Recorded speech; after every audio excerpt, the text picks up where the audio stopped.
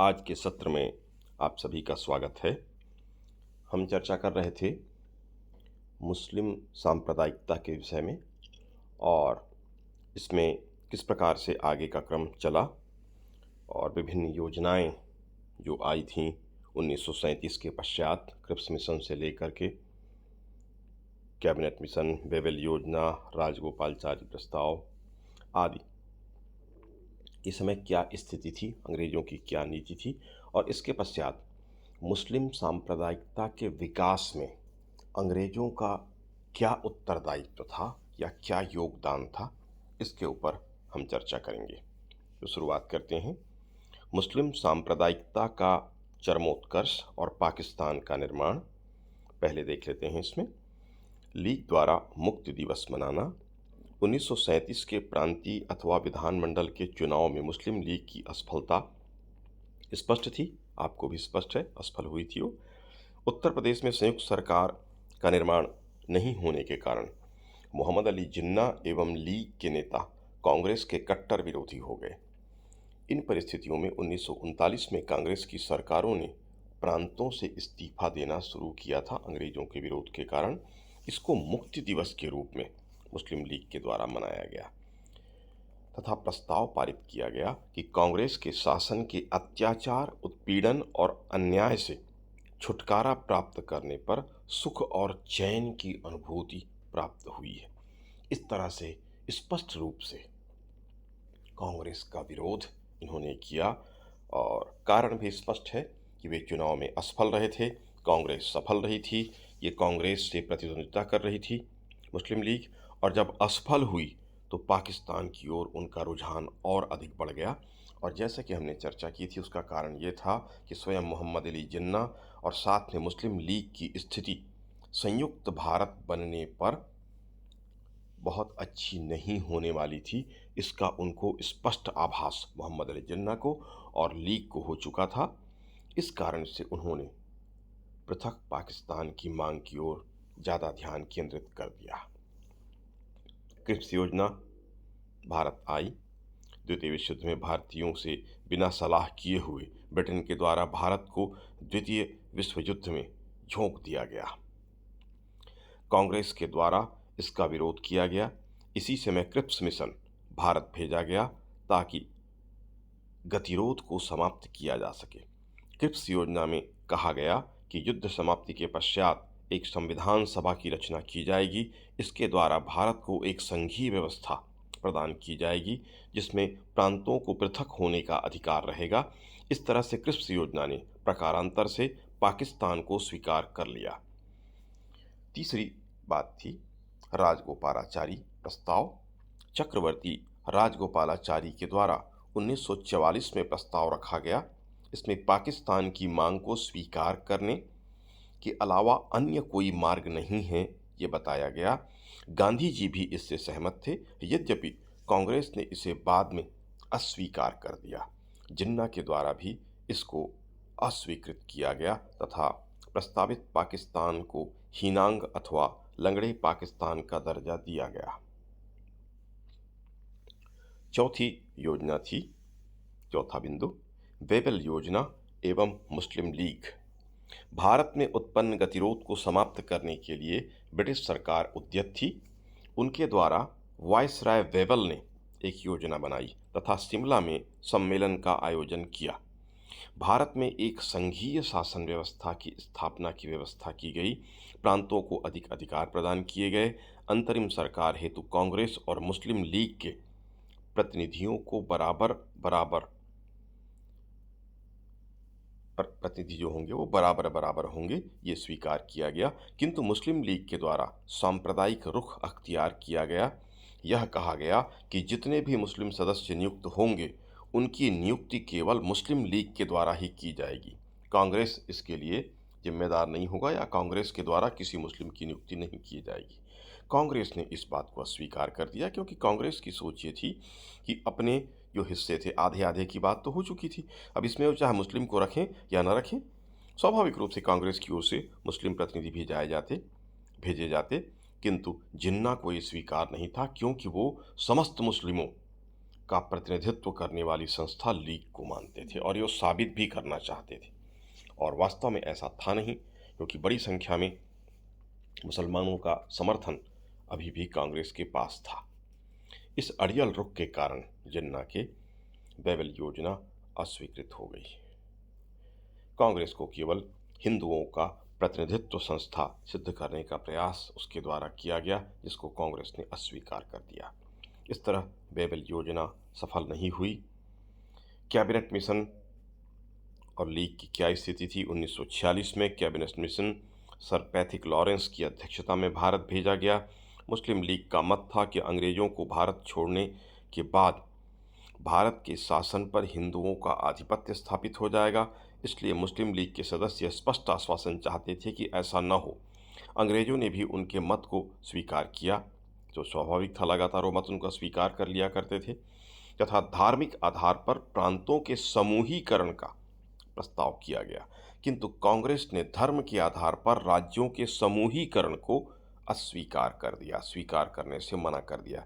इसमें होना था कि जिस क्षेत्र में जो अलग अलग प्रांत थे, जैसे पूर्वी पाकिस्तान या पश्चिमी पाकिस्तान, बांग्लादेश जो वर्तमान में है, या वर्तमान में जो पाकिस्तान है, वहाँ के जो प्रांत थे, उनको जो मुस्लिम बहुल इलाके थे जिन प्रांतों में, वो प्रांत मिलकर एक समूह बनाते। उसका एक समूह का पृथक अस्तित्व एक देश के भीतर में होता, एक ग्रुप उनका बनता। तो एक देश के भीतर कई देश की तरह की स्थिति निर्मित हो रही थी, तो कांग्रेस ने इसको अस्वीकार किया, जो वास्तव में उचित था। किंतु मुस्लिम लीग इस पे अड़ गई, अंग्रेजों ने उसका साथ दिया और इस तरह से कैबिनेट मिशन जो योजना थी वो अस्वीकृत हो गई। इसके बावजूद अंतरिम सरकार का गठन किया गया, पंडित नेहरू के नेतृत्व में किया गया। मुस्लिम लीग इसमें सम्मिलित नहीं हुई, सम्मिलित होने से उसने इनकार किया।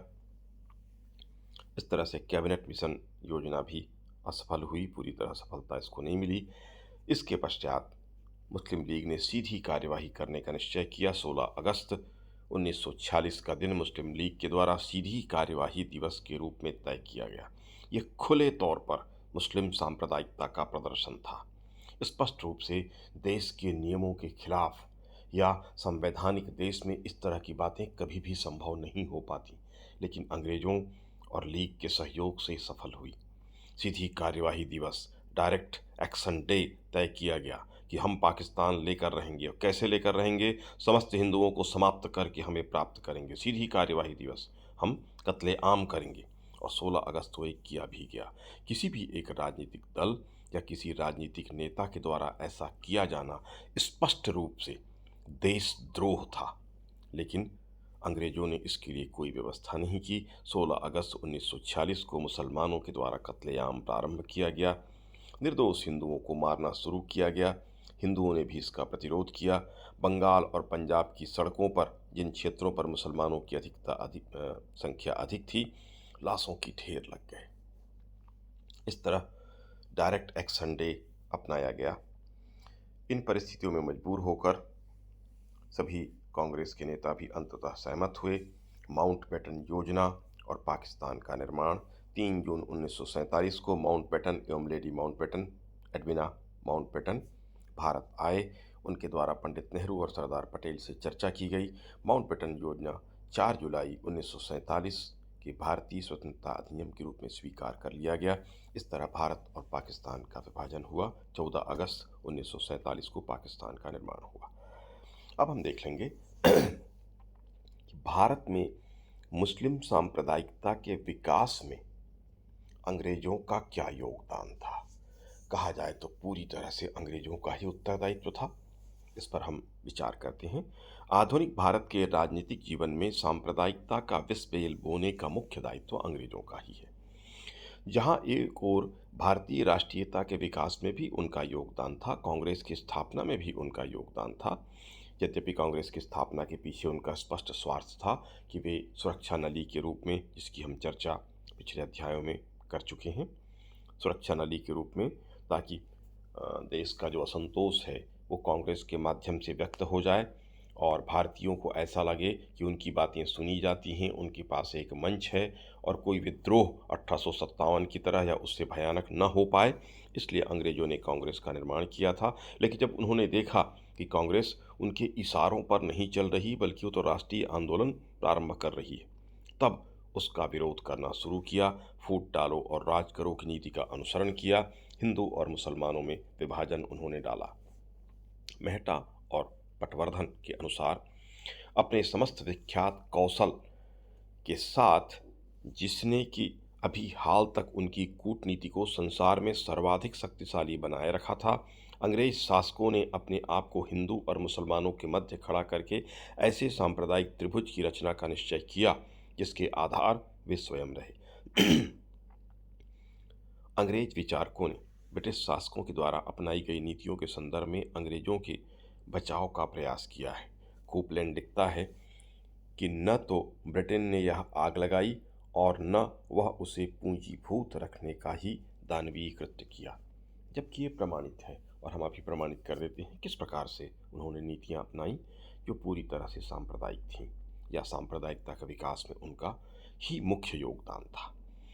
जाति आधार पर सेना का पुनर्गठन, ये पहला कार्य उन्होंने किया। अंग्रेजों के द्वारा 1857 के पूर्व भारतीय सेना का गठन किया गया था। उसमें सभी पलटनों में सभी जाति, वर्ग और धर्म के लोग एक साथ रहा करते थे। लेकिन 1857 के पश्चात भारतीय सेना की पलटनों में की जो रचना की गई, उनका नामकरण आप देख लीजिए। Dogra, Sikh, Gorkha, Kumaon regiment, Gorkha regiment, Kumaon regiment, Sikh regiment, जातिगत नाम उसको दिया गया ताकि जातिवाद को प्रोत्साहित किया जा सके, धर्मवाद को प्रोत्साहित किया जा सके, और उनमें उसी वर्ग के लोगों को रखा गया। इसके पीछे कारण ये था कि अलग अलग जाति का बोध भारतीयों के भीतर में आए और एक रेजिमेंट की दूसरी रेजिमेंट के साथ एकता न हो सके, क्योंकि वो अलग अलग जाति के होंगे, और एक जाति को दूसरी जाति यानी एक रेजिमेंट को दूसरे रेजिमेंट के साथ भड़का के आपस में उनका संघर्ष भी कराया जा सके, या संघर्ष की भावना, प्रतियोगिता की भावना इनके भीतर हो। इस बात को लेके ये किया गया। नहीं तो इस आधार पर रचना कोई देश क्यों करेगा जो देश को एक रखना चाहता होगा। तो जातीय आधार पर सेना का पुनर्गठन किया जाना, धर्म के आधार पर किया जाना, स्पष्ट रूप से देश को बांटने का कार्य था। यूनिटी, एकता भारतीयों में न रहे, इसके लिए प्रयास था। धर्म आधारित व्यवहार उन्होंने किया। हम देखते हैं 1870 तक, 1857 की क्रांति या उसके पहले से लेकर मुसलमानों के साथ विरोध की नीति का अनुसरण अंग्रेजों के द्वारा किया गया था, और 1870 के बाद उनकी नीति परिवर्तित होती है। अब वह हिंदू विरोधी हो जाती है। अब तक हिंदू समर्थक और मुसलमानों के विरोध में अंग्रेजों ने कार्य किया था, किंतु उनको जब ये बात समझ में आ गई कि मुख्य खतरा हिंदुओं से है, वो बहुसंख्यक हैं और अधिक तीव्रता से विकास कर रहे हैं, कांग्रेस की स्थापना भी हो चुकी है और वो उनका सहयोग कर रहे हैं, तब उन्होंने मुसलमानों का साथ देना शुरू किया था। तो धर्म के आधार पर आधारित उन्होंने व्यवहार किया, ये बिल्कुल स्पष्ट है। कांग्रेस का विरोध, कांग्रेस की स्थापना भी जब उन्होंने की थी तो प्रारंभ में उसका सहयोग किया, क्योंकि तब तक उनको यह अपेक्षा थी कि वह सुरक्षा नली के रूप में कांग्रेस का उपयोग कर रहे हैं।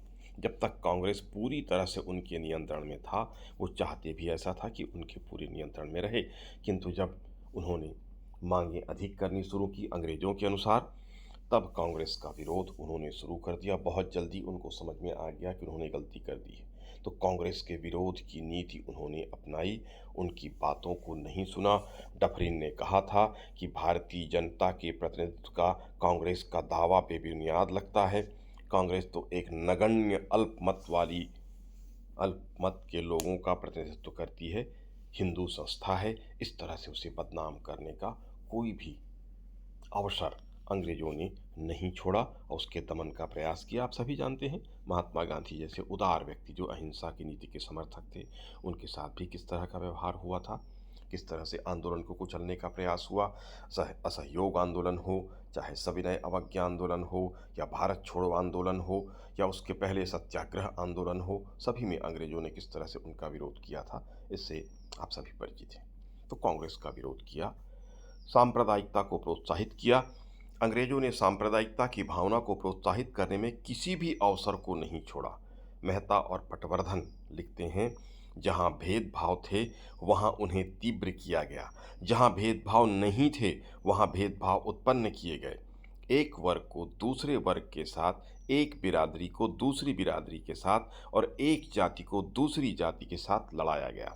सर सैयद अहमद खान, जो अंग्रेजों के द्वारा जिनको सांप्रदायिक बनाया गया था, इसी प्रकार से मोहम्मद अली जिन्ना को भी सांप्रदायिक बनाया गया। आप सभी जानते हैं सर सैयद अहमद खां पर थियोडोर बेक, जो कि अलीगढ़ कॉलेज के प्रिंसिपल थे, अंग्रेज थे, उन्होंने बहुत प्रभाव डाला।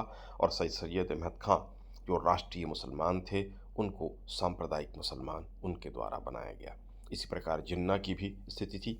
जब उन्होंने राजनीति का परित्याग करके लंदन में निवास किया था, तब वेलिंगटन और लिनलिथगो ने लगातार उनसे मिलके उनकी पूरी धारणा, उनकी पूरी मान्यताओं को बदल दिया था, उनको सांप्रदायिक बना दिया था। 1909 में सांप्रदायिक प्रतिनिधित्व मिंटो के द्वारा साजिश करके पूरी तरीके से प्लान तैयार करके मुसलमानों को दिया गया। 1906 में आगा खां के नेतृत्व में जो प्रतिनिधिमंडल मिलने मिंटो से गया था, वो स्वयं मिंटो ने ही प्रेरित किया था और अलीगढ़ के प्राचार्य के द्वारा प्रेरित करके इसकी भी हम चर्चा कर चुके हैं। तो सांप्रदायिकता को प्रोत्साहित करने क्या, उसे निर्मित करने में भी अंग्रेजों का मुख्य योगदान था। धर्मों में परस्पर विरोध उत्पन्न करना, एक धर्म एक जाति का गुणगान करके एक का पक्ष लेके, जैसा कि हमने आपसे चर्चा की, पहले हिंदुओं का साथ लिया, 1870 के बाद मुसलमानों का साथ देना शुरू किया, एक विभाजन रेखा खींच दी गई, सांप्रदायिक प्रतिनिधित्व दिया गया, प्रोत्साहित किया गया, अलग अलग जातियों, अलग अलग वर्गों को प्रोत्साहन दिया गया और परस्पर धर्मों में विरोध उत्पन्न करना, कट्टर धार्मिक भावनाओं को हवा देना, इस तरह की कार्यवाहियां लगातार उन्होंने की। न केवल हिंदू मुस्लिम बल्कि सिखों को और अन्य धर्मावलंबियों को, फिर हिंदुओं की जातियों को अलग अलग करने का प्रयास इनके द्वारा किया गया। मुसलमानों को संरक्षण, ये हमने देखा 1871 के पश्चात मुस्लिमों को संरक्षण देने का प्रारंभ इनके द्वारा किया गया था। सांप्रदायिक दंगों के प्रति उदासीनता बरती गई। हम देखते हैं कि अंग्रेज सरकार के द्वारा निर्दोष और शांत लोगों पर गोलियों की बौछार की गई।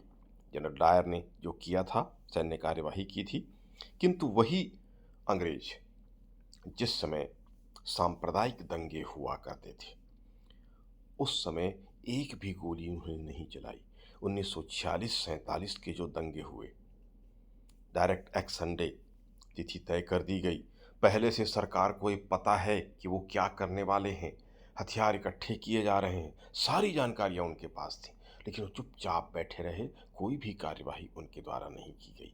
इसी प्रकार जितने भी सांप्रदायिक दंगे हुए भारत में, उसमें उन्होंने सीधे कोई रुचि प्रदर्शित नहीं की, उनको रोकने का कोई प्रयास अंग्रेजों ने नहीं किया, या जो कुछ प्रयास किया वो केवल दिखाने के लिए, वो चाहते थे कि सांप्रदायिक दंगे हों, सांप्रदायिक विद्वेष फैले, ताकि भारत की जनता आपस में लड़ती रहे और अंग्रेज अपना उल्लू सीधा करते रहे।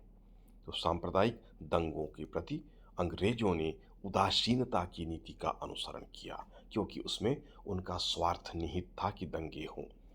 धार्मिक एकता के प्रयासों को ध्वस्त करना, जब जब हिंदू मुस्लिम एकता की स्थिति आई, चाहे 1916 की स्थिति भी हो, जब लखनऊ में सम्मेलन हुआ, कांग्रेस और लीग एक हो गए, उस समय क्योंकि विश्व युद्ध की परिस्थितियां थीं, लॉर्ड हार्डिंज शांत था, उस समय तक चुपचाप हो रहे, क्योंकि अभी एक बड़ा संकट उनके सामने था। ये कूटनीतिक विजय थी, उनकी कूटनीतिक नीति थी, शांत बने रहे, क्योंकि भारतीयों का साथ उनको लेना था, कांग्रेस के भी साथ की ज़रूरत थी जो भारत का प्रतिनिधित्व करती थी। तो इसको, इन अवसर को अगर देखा जाए तो वो शांत रहे, किंतु जैसे ही खतरा टला, उन्होंने पुनः अपनी उसी नीति का अनुसरण करना शुरू कर दिया। फूट डालो और शासन करो की नीति का उन्होंने सहारा लिया। न केवल सांप्रदायिकता का बीज उन्होंने बोया, बल्कि उसे फलवान बनाने तक भी उनकी भूमिका रही। मुस्लिम सांप्रदायिकता को उन्होंने प्रोत्साहित किया, किसी भी अवसर को उन्होंने नहीं छोड़ा। अलीगढ़ महाविद्यालय की स्थापना, मुस्लिम कमेटी बनवाई गई, पृथक सांप्रदायिक प्रतिनिधित्व के लिए उसको भेजा गया, उसको सुना गया, माना गया और तत्काल उसको कानून बनाकर 1909 में स्वीकृति प्रदान की गई। फूट डालो और शासन करो की नीति का अंग्रेजों के द्वारा अनुसरण किया गया। बंग भंग किया जाना, स्पष्ट रूप से घोषणा करके कि मुसलमानों का साथ दिया जा रहा है, उनको इनाम दिया जा रहा है। सर सैयद अहमद खां और मोहम्मद अली जिन्ना को सांप्रदायिक बनाने का श्रेय, पाकिस्तान के निर्माण के लिए प्रेरित करना। हर एक समझौते के लिए जब भी टेबल पर बैठते थे, टेबल पर बात अलग होती थी और लीग के साथ अलग से उनको आश्वासन अंग्रेज दे दिया करते थे कि सहमति न दें, स्वीकृति न दें। इस तरह से मुस्लिम सांप्रदायिकता के लिए जितना संभव था उससे भी कहीं अधिक कार्य अंग्रेजों के द्वारा किया गया।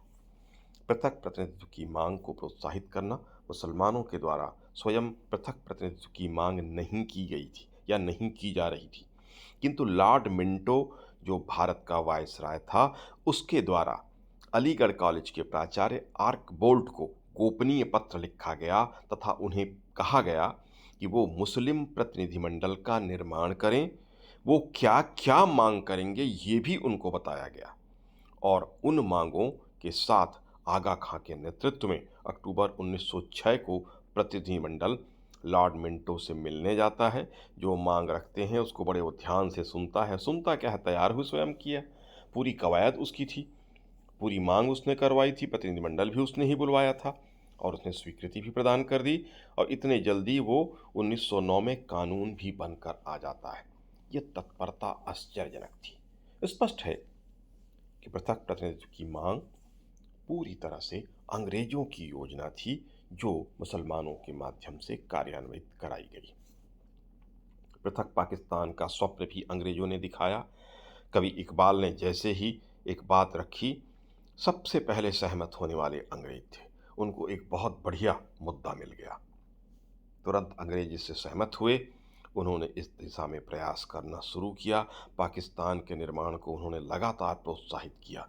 जितने भी कमीशन यहाँ पर भेजे, क्रिप्स मिशन हो, वेबल योजना हो, कैबिनेट मिशन हो, उन सब में अंग्रेजों ने मुस्लिम लीग के साथ अलग से वार्ता की, गोपनीय तरीके से बात की और उनको आश्वस्त करते रहे कि उनकी मांगें अंततः मांगी जाएंगी और वे किसी भी निर्णय को स्वीकार न करें।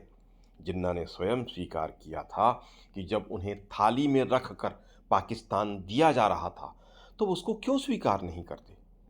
यानी उनको यह आश्वासन लगातार अंग्रेजों की ओर से मिल रहा था। तो पृथक पाकिस्तान का न केवल स्वप्न दिखाना बल्कि उसको निर्माण करके उनके हाथ में देना, ये पूरा कार्य अंग्रेजों का था। मुस्लिम नेताओं को सांप्रदायिकता का पाठ पढ़ाना, हम कई बार चर्चा कर चुके, आज भी हम चर्चा कर चुके। दो प्रमुख नेता राष्ट्रीय स्तर के, सर सैयद अहमद खां को पहले अलीगढ़ के कॉलेज के प्राचार्य थियोडोर बैक के द्वारा परिवर्तित कर दिया गया। राष्ट्रीय मुसलमान से उन्हें सांप्रदायिक मुसलमान बनाने में थियोडोर बैक का हाथ था। मोहम्मद अली जिन्ना को सांप्रदायिक बनाने में लॉर्ड वेलिंगटन और लिथगो ने, जब वो लंदन में थे, इंग्लैंड में थे, राजनीति का परित्याग कर चुके थे, उनको पुनः प्रोजेक्ट किया गया। ये अंग्रेजों ने ही किया था और जबकि वो संन्यास ले चुके थे वो पुनः वापस आते हैं और लीग का नेतृत्व संभालते हैं। इसमें पूरा योगदान अंग्रेजों का था। लीग और कांग्रेस के समझौते में बाधा डालना, जब भी कोई समझौता हो उसको किस प्रकार तोड़ा जाए, इसके लिए इन्होंने प्रयास किया। लखनऊ समझौता पहले होने दिया गया और बाद में उसके पीछे वो लग गए। कैबिनेट मिशन हो, बेवेल योजना हो, जो भी योजनाएं आईं उन सब में इन्होंने फूट डालने की कोशिश की और इस तरह की परिस्थितियों का निर्माण किया जिन परिस्थितियों में कांग्रेस और लीग एक न हो सकें। जब ऐसा होता न दिखा तो उन्होंने लीग को अलग से आश्वासन दे दिया कि आप इस समझौते में अंतिम निर्णय स्वीकार न करें। रास्ता भी उनको बताते रहे कि इस तरह से आप करेंगे तो इसको कांग्रेस स्वीकार नहीं करेगी।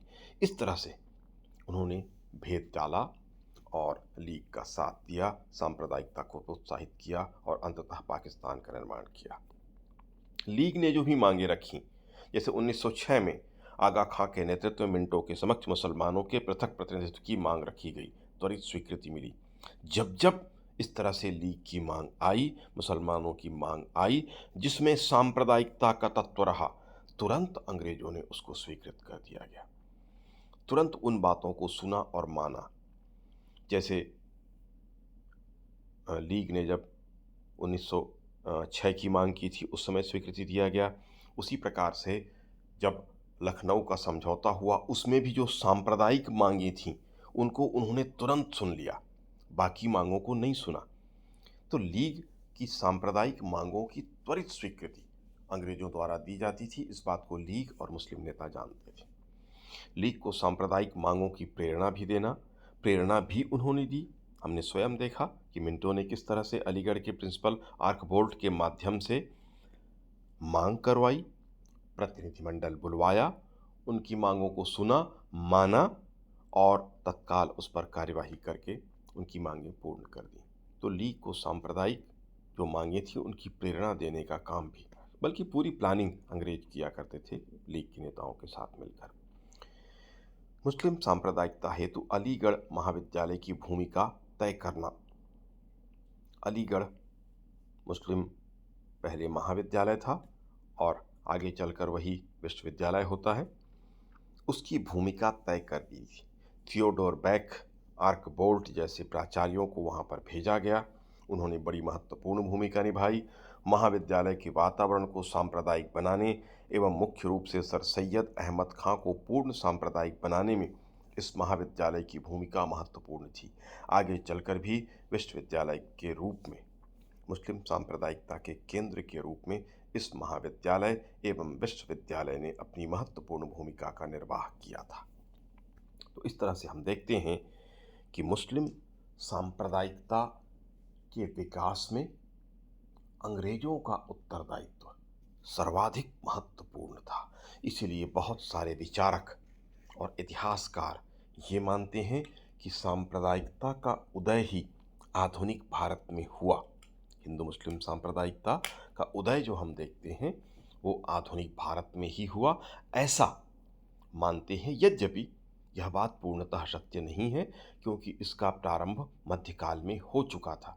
किंतु जिस तरह से अंग्रेजों ने भूमिका निभाई और जिस तरह से मुसलमानों को हिंदुओं के खिलाफ भड़काया, न केवल पाकिस्तान बनाया बल्कि पाकिस्तान से जाने के बाद भी आज भी हम जो सांप्रदायिकता की स्थिति हमारे देश में देखते हैं, उसके लिए मुख्य रूप से अंग्रेज ही जिम्मेदार थे, या उन्होंने इसको खूब हवा दी। अलग अलग जाति, अलग अलग वर्गों की बात जो आज हमारे देश में होती है, इसके पीछे भी अंग्रेजों का ही मुख्य योगदान था, जिसको प्रत्येक इतिहास जानने वाला व्यक्ति आसानी से समझ सकता है।